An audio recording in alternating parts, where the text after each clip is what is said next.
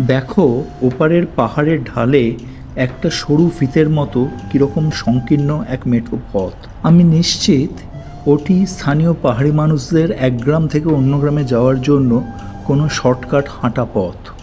কিন্তু পাহাড়ের ঢালে কি ভয়ঙ্কর লাগছে না দেখতে হাঁটা পথ। তাই তো ভ্রমটা ভাঙল শঙ্করের কথায়। যে রাস্তা দিয়ে আমাদের গাড়ি এখন যাচ্ছে, ওই সংকীর্ণ মেঠো পথটি সেই রাস্তারই কন্টিনিউয়েশন। কথাটা শুনে গাড়ির ভেতরে সবাই একটু নড়ে চড়ে বসলাম। ওই রাস্তা দিয়েও গাড়ি যেতে পারে? অবিশ্বাস্য। শঙ্করের চোখ এখন রাস্তায়, শক্ত হাতে ধরে রয়েছে স্টিয়ারিং। ওকে বেশ স্টেডি মনে হচ্ছে। আমাদের সারথি শঙ্কর। শঙ্করের হাতেই এখন আমাদের প্রাণ। একদিকে পাহাড়, অন্যদিকে গভীর খাদ, আর মাঝের সংকীর্ণ রাস্তায় কোনো রকমে গাড়ির চারটে চাকা ঠাঁই পেয়েছে। গাড়ি যতই এগোচ্ছে, মেঠো রাস্তার ছোট্ট নুড়ি পাথরগুলো ঝুরঝুর করে গড়িয়ে পড়ছে খাদের দিকে। শঙ্করকে দেখলাম, ওর চোখ সোজা রাস্তার দিকে, শক্ত হাতে ধরে রয়েছে স্টিয়ারিং।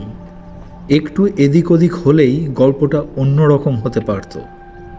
এ এক অসাধারণ উপলব্ধি, যেখানে উত্তেজনা, সাহস, বিশ্বাস, ভরসা সব এক বিন্দুতে এসে মিলিত হয়েছে।